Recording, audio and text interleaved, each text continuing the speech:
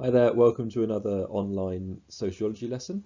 We are continuing today with our topic of the sociology of crime and deviance, and we're going to look at how crime is recorded. So to start with, I would like you to imagine that you wanted to find out the following information about crimes in the UK.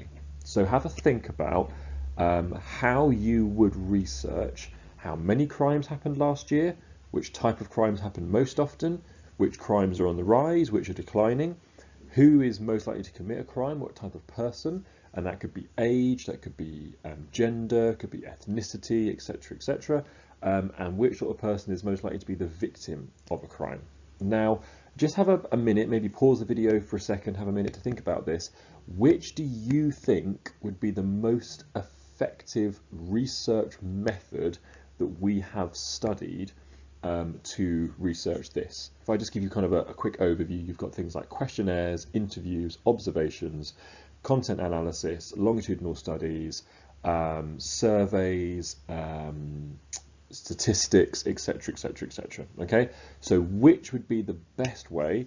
Would you maybe use a mixed methods research where you combined sort of two different types of research? How would you find this out? Pause the video, have a little think, and on the next slide I will show you what sociologists do when it comes to recording this information.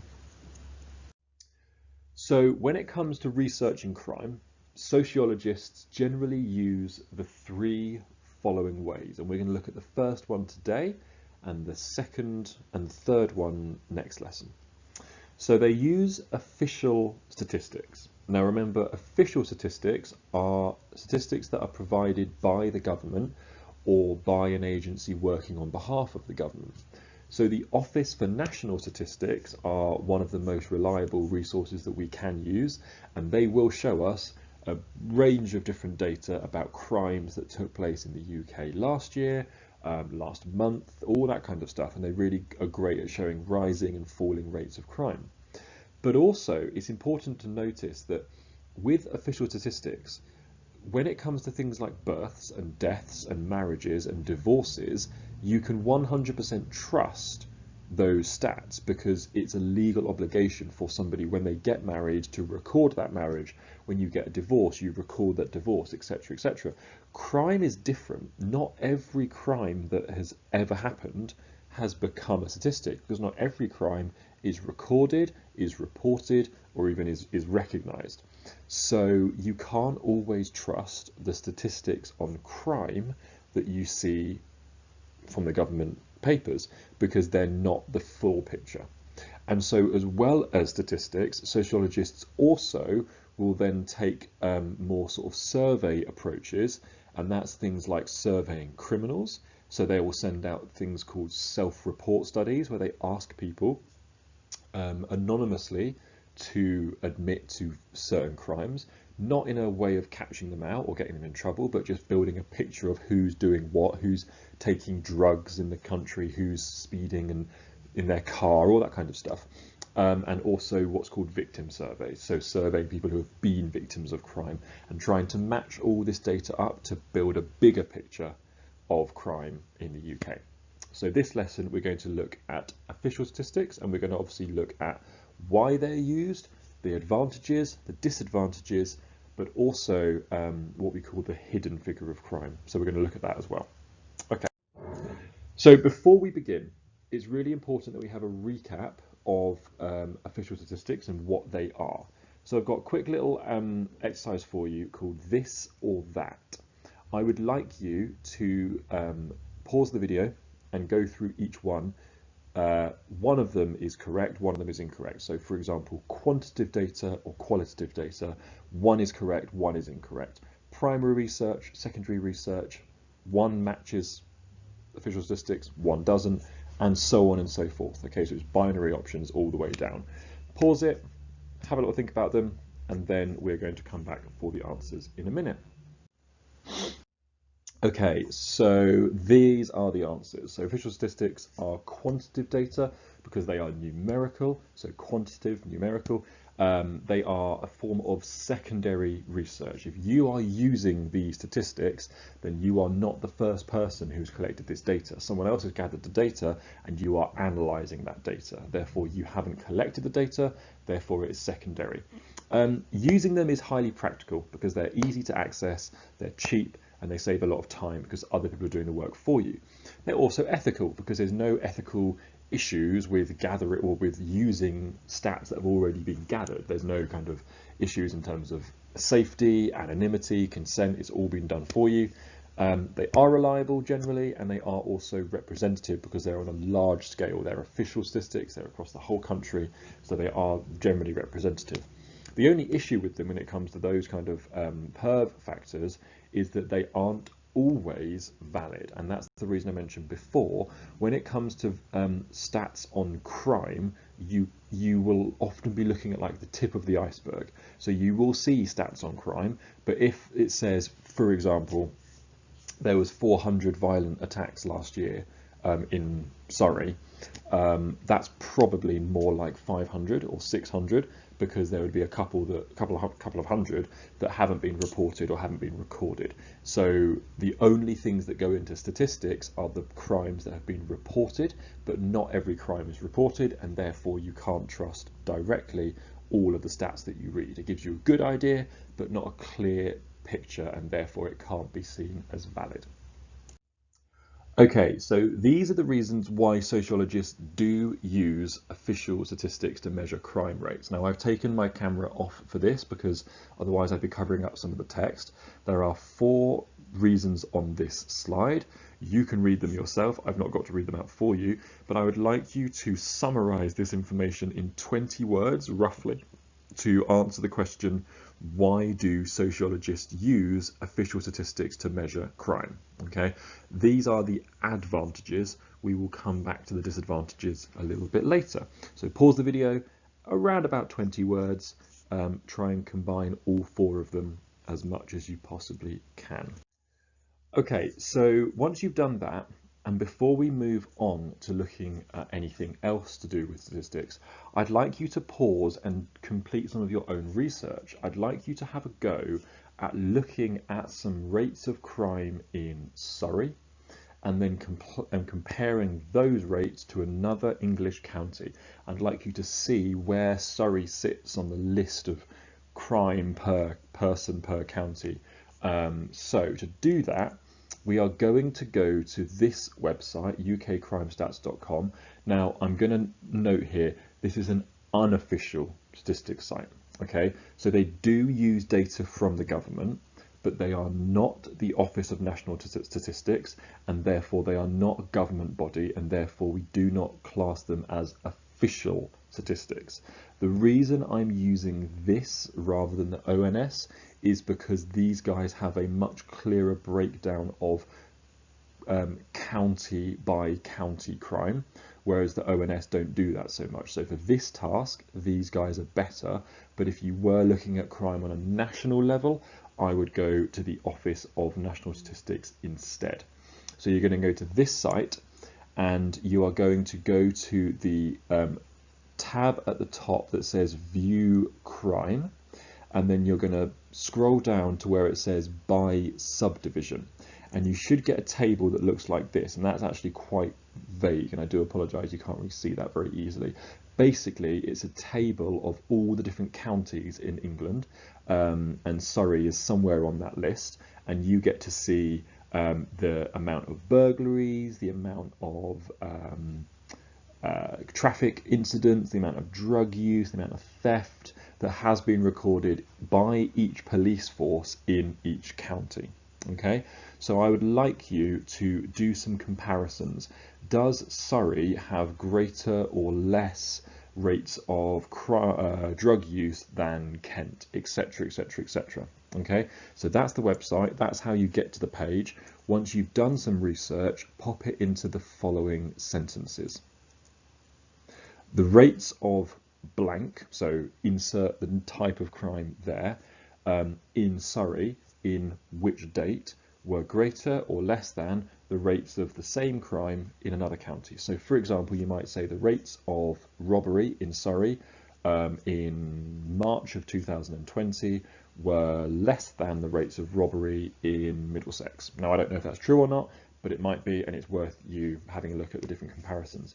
It's also worth you noticing how pretty much all crime has dropped off the radar in April 2020. Rates of burglaries have gone completely down since March to April, because in April everyone was at home and therefore it was really hard to burgle someone. Rates of car robberies have gone down, rates of violent crimes have gone down, like violent assault in sort of nightclubs and stuff, because again, people weren't out and about in April because we were in lockdown.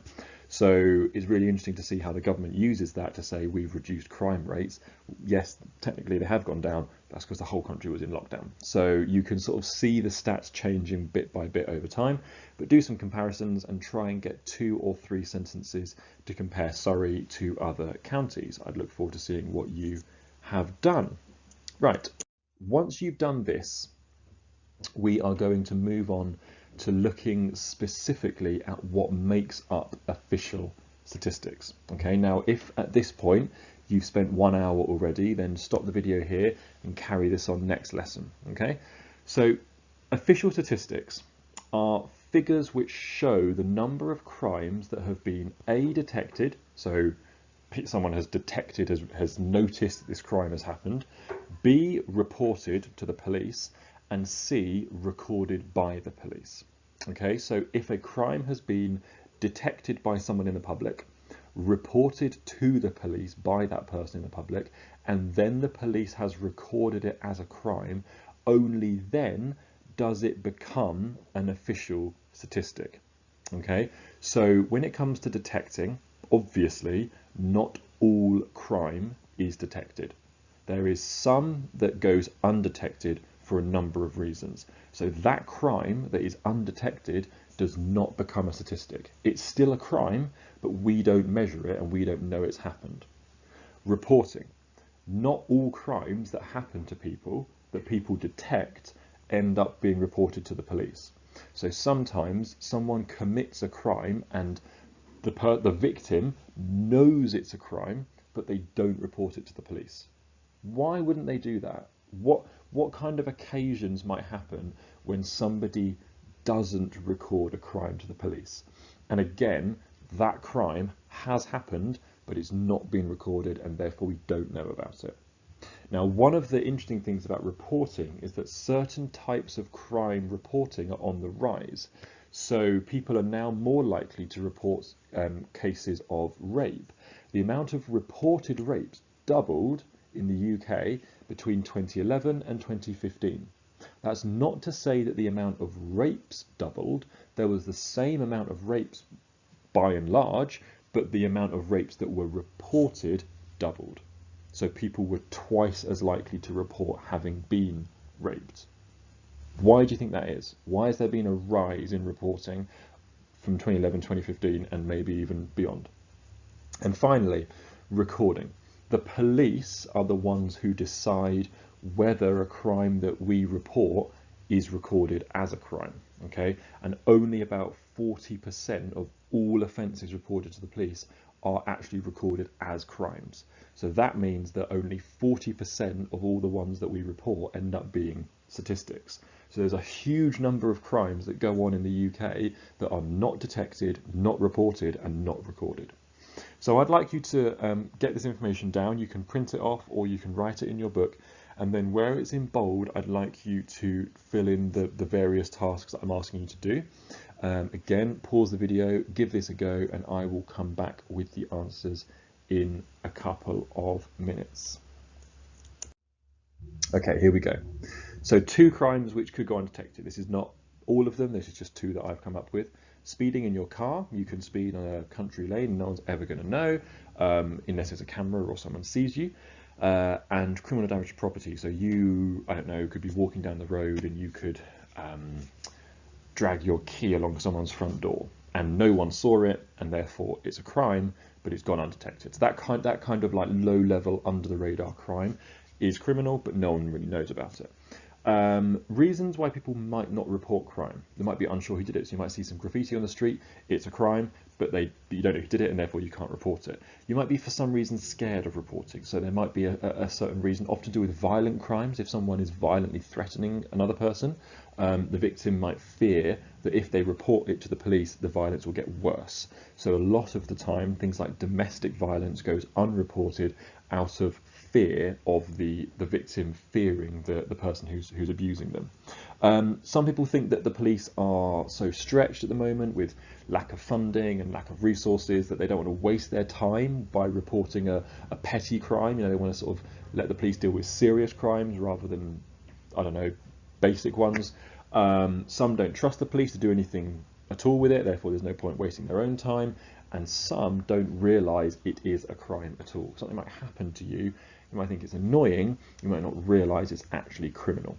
Okay, the reasons that reporting levels of rape have increased is things like the Me Too movement. So high-profile cases, including people like Harvey Weinstein, who have been convicted of multiple cases of sexual assault and rape, and there's been a lot of high-profile media attention encouraging victims to speak up and speak out, and we've changed as a society how we treat people who speak out about rape.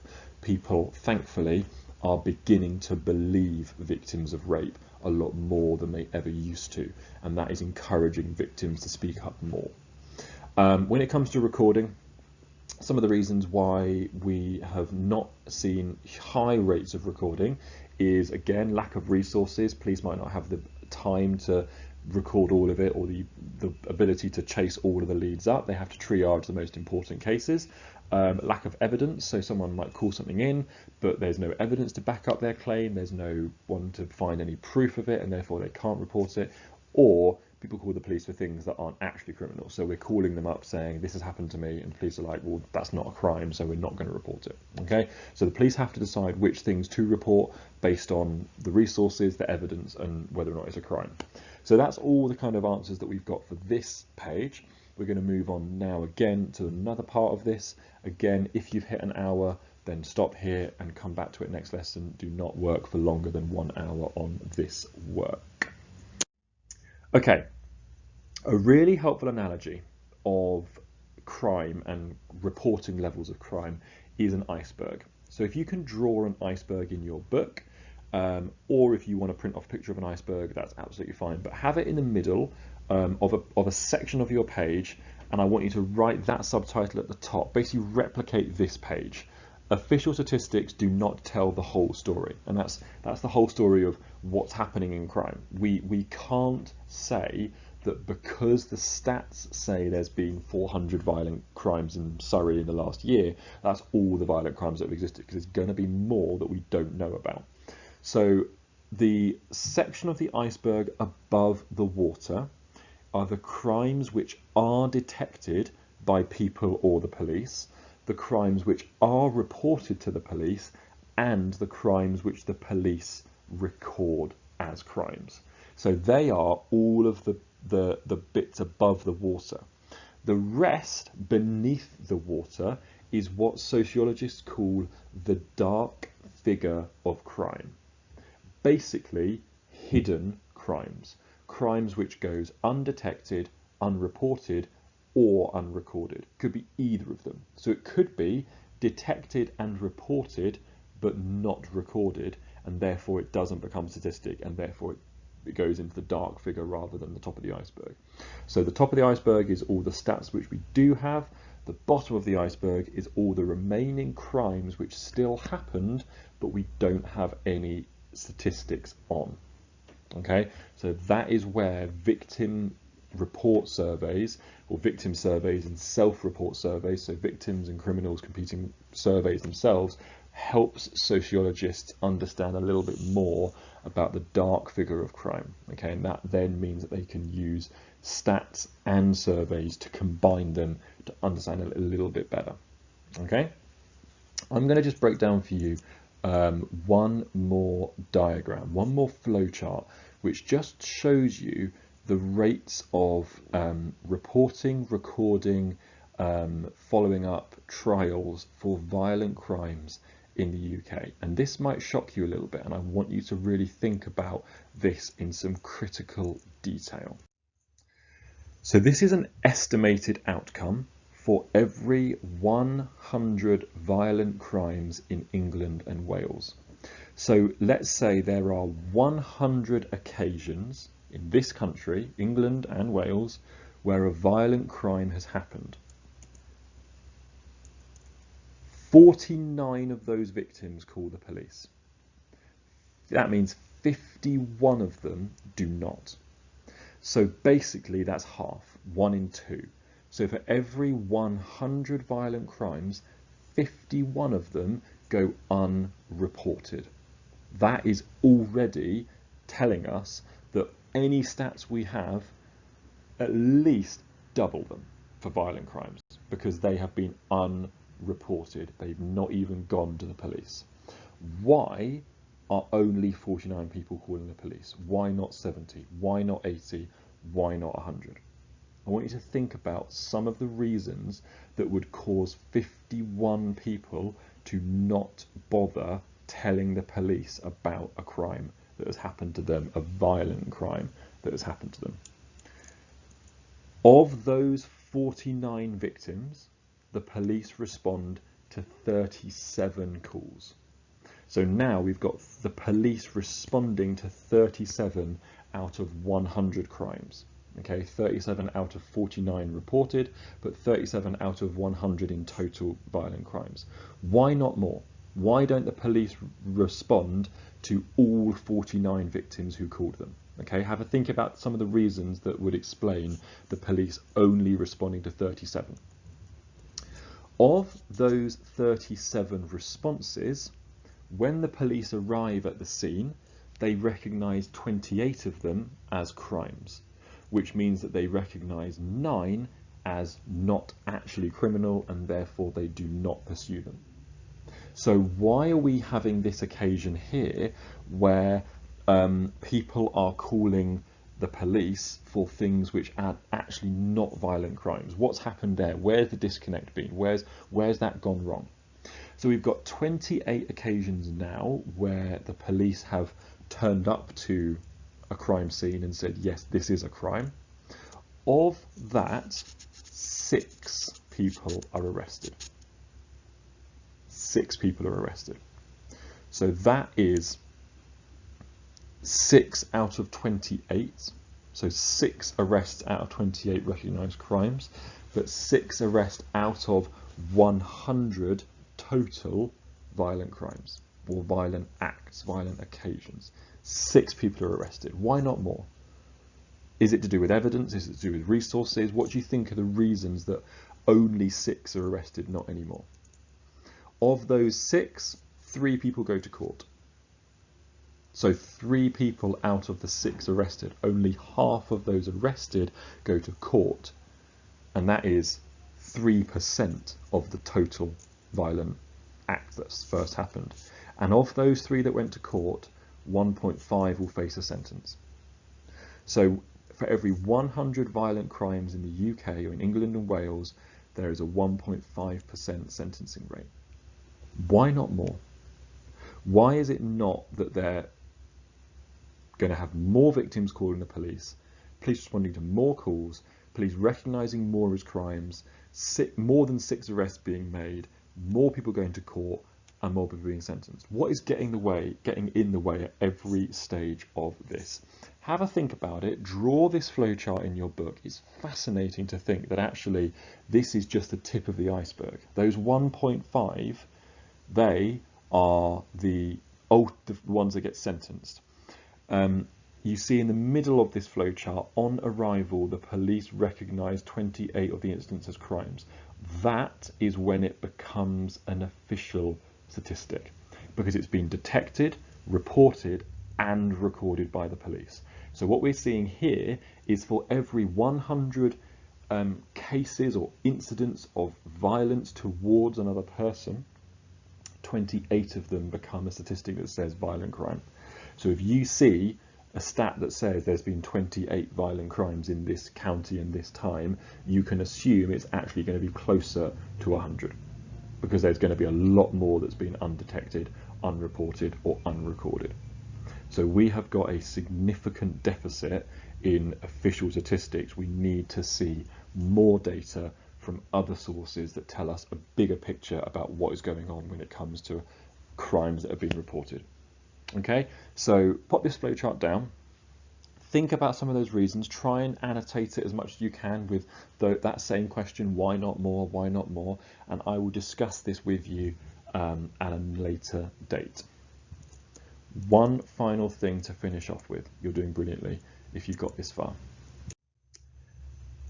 I'd like you to complete this task. You are writing 2 paragraphs. Paragraph 1 is 2 advantages of using official statistics to measure crime. Think about those 20 words you wrote earlier.